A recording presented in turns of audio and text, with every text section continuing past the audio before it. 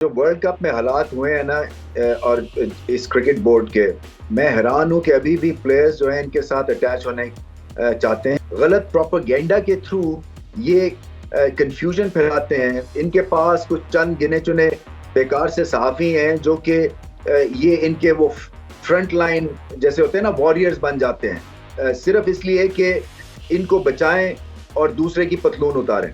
जो भी अटैच होते हैं उनको ये सारी चीजें समझनी है कि ये शॉर्ट टर्म की चीज नहीं है।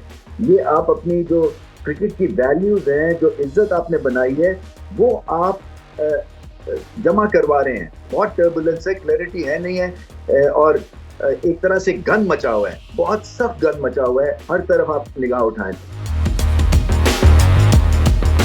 बोर्ड के हवाले से कल से एक जो न्यूज़ चल रही है और वो कभी तक रुकने का नाम नहीं ले रही। कैप्टनसी का obviously that was written on the wall कि ये बाबर को चेंज करेंगे, और सम हाउ ये हेल्म ऑफ अफेयर में डिस्कशन भी हो रही थी। जितने साबिक क्रिकेटर्स हैं वो भी मोस्टली यही कह रहे थे कि अब बाबर को एज ए प्लेयर करना चाहिए। अब चलें, वो तो जो डिसीजन उन्होंने लिया ठीक है, दैट्स फाइन। अब जैसे शाहीन को T20 के लिए कर दिया गया पॉइंट और शान मसूद को टेस्ट के लिए कर दिया गया, और हम सब जानते हैं कि पाकिस्तान 29 ईयर्स से कोई टेस्ट मैच ऑस्ट्रेलिया में नहीं जीता, और ये एक इतना टफ, सबसे टफेस्ट सीरीज़ भी कहा जाता है जो ऑस्ट्रेलिया की सीरीज़ होती है। तो आपके ख्याल में ये जो डिसीजन है इसको कैप्टनसी देने का शान मसूद का ठीक है, और अगर नहीं ठीक, या आपको लगता है कि ये कुर्बानी के लिए सिर्फ चूज़ ही नहीं को किया गया? नहीं, मेरा नहीं ख्याल कुर्बानी के लिए चूज किया है। देखें, अब जो चीज करने वाली ये है कि आपने टॉप क्वालिटी की एडमिनिस्ट्रेशन और मैनेजमेंट जो है वो सामने आपके आएगी, क्योंकि आपको पता है कि इनकी जो सिलेक्शन है वो एज अ कैप्टन हुई है, नॉट एज अ प्लेयर हुई है। सो एज अ कैप्टन जब होती है, इस तरह से बाईपास करके आप पूरे एक बैंड ऑफ प्लेयर्स को आते हैं, तो वहां पे एक तरह से आपकी मोटिवेशन कम हो जाती है उन प्लेयर्स की जो कि शायद लाइन में थे, या शायद वो समझ रहे थे कि हमारा हम जो इतना स्कोर करते हैं और इतनी परफॉर्मेंस देते हैं, इसीलिए हम टीम में हैं, और हमें बाईपास करके एक प्लेयर आ गया है जिसने जो कि रेगुलर प्लेस नहीं थी, मगर हमारे ऊपर डाल दिया गया है एज अ स्किपर। सो बेशक मेरिट है इसमें शान मसूद, क्योंकि यॉर्कशायर की कप्तानी करते हैं वो, और समझदार क्रिकेटर हैं। मगर अब जो चीज संभलने वाली यही है कि वो जो माहौल होगा उसमें अगर कहीं तोड़ फोड़ हो जाती है और रेजिस्टेंस मिलती है इनको, या कहीं एक आधा मैच हाथ से निकल जाता है ऑस्ट्रेलिया और ये स्कोर नहीं करते हैं, तो उसके बाद क्या सिचुएशन होती है, उसके ऊपर टॉप क्वालिटी की मैनेजमेंट और एडमिनिस्ट्रेशन चाहिए जो कि शान मसूद को बैक करें आप, क्योंकि आपने डिसीजन ले लिया है ये। तो डिसीजन को सक्सेसफुल बनाने के लिए प्लेयर्स को भी सोचना है, क्योंकि पाकिस्तान की टीम है, या खाने नहीं बन सकते हैं। तो बाबर आजम की जो एक बहुत अच्छी बात थी कि उन्होंने खाने बनने नहीं दिए अपने टेन्योर में एज अ स्किपर। आप कॉन्टेस्ट कर सकते हैं point regarding leadership and all, मगर ये आप कभी भी पॉइंट कॉन्टेस्ट नहीं कर सकते हैं कि उनके नीचे कहीं टीम में तोड़ फोड़ हुई हो, चाहे वो जीतें चाहे वो हारें। तो अब जो नेक्स्ट मरहला है ना, ये टफ है पाकिस्तान क्रिकेट बोर्ड के लिए।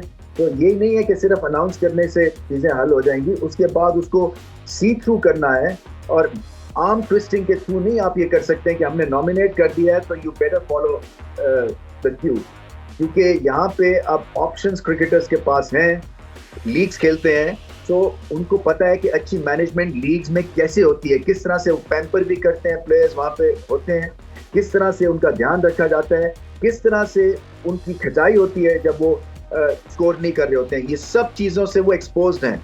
सो यहाँ पे आपको अच्छी एडमिनिस्ट्रेशन और मैनेजमेंट चाहिए होगी इस टीम को फॉरवर्ड लाने के लिए। और फिर वही बात कि मकसद क्या है, ये मकसद डिफाइन होना चाहिए कि ये जो चेंजेस की हैं कप्तानी में, इसका मकसद क्या है। अब शाहीन शाह अफरीदी की फिटनेस है, मुझे सबसे ज्यादा यही लगा रहता है कि क्योंकि वो जान मारते हैं फील्ड में, कितने वो फिट हैं और कितनी देर तक वो मैचेस भी खेलते रहेंगे, क्योंकि फटीग भी हैं, बर्न आउट भी हैं, और फिर उसके बाद जो है इतनी बड़ी रिस्पॉन्सिबिलिटी दे देते हैं। सो ये भी सारी चीजें ज़हन में रखने की जरूरत है जब आप कप्तानी अनाउंस करते हैं इस तरह।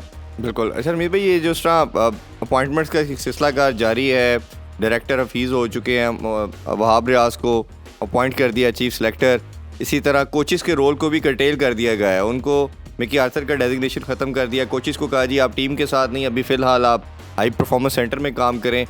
आपको लगता है कि बोर्ड को तो अपना नहीं मालूम कितना टाइम ये चलेगा, और मैनेजमेंट कमेटी ने एक्सटेंशन ली हुई है, और ये डिसीजन जिस तरह आप कंटिन्यूसली करते चले जा रहे हैं, ये स्टेबल रह भी पाएंगे कि नहीं? इनकी कंटिन्यूटी कैसे देखते हैं? और अगर कोई नया बोर्ड आता है तो वो तो फिर अपनी नई पॉलिसी ले आएगा। और जो हम बार डेली बात करते हैं आपसे, हम 2 मंथ से डिस्कशन कर रहे हैं कि कंटिन्यूटी बहुत इंपॉर्टेंट है, आपने किसी को टाइम देना है, एक सिस्टम से लेके चलना है। इस सारी टर्बुलेंस को कैसे देख रहे हैं आप? तो इस जो वर्ल्ड कप में हालात हुए हैं ना, और इस क्रिकेट बोर्ड के, मैं हैरान हूँ कि अभी भी प्लेयर्स जो हैं इनके साथ अटैच होने चाहते हैं, इसलिए कि पर्पस की क्लैरिटी नहीं है। इस वक्त जॉब बचाने के ऊपर हर चीज़ करने को तैयार हैं, ये गलत प्रोपेगेंडा के थ्रू ये कंफ्यूजन फैलाते हैं, और फिर ये हिट करते हैं सर्टन इंडिविजुअल्स को। सोशल मीडिया ले लें, जो मर्जी कर लें, क्योंकि इनके पास कुछ चंद गिने चुने बेकार से सहाफ़ी हैं जो कि ये इनके वो फ्रंट लाइन जैसे होते हैं ना, वॉरियर्स बन जाते हैं, सिर्फ इसलिए कि इनको बचाएं और दूसरे की पतलून उतारें। सो ऐसे माहौल में जबकि टर्बुलेंस भी है, जबकि क्लैरिटी नहीं है, जबकि चेंजेस आने वाली हैं, तो उस माहौल में रह के स्टेबिलिटी नहीं आ सकती है। तो ये जो भी अटैच होते हैं उनको ये सारी चीज़ें समझनी है कि ये शॉर्ट टर्म की चीज़ नहीं है। ये आप अपनी जो क्रिकेट की वैल्यूज़ हैं, जो इज्जत आपने बनाई है, वो आप जमा करवा रहे हैं यहाँ पे इस क्रिकेट बोर्ड में। तो कितने आप कन्विंस्ड हैं कि ये एक ऑनेस्ट इनिंग्स खेल रहे हैं, ये बड़ी ज़रूरी चीज़ है यहाँ पे सोचने की, और उसके बाद आप कमिट करें।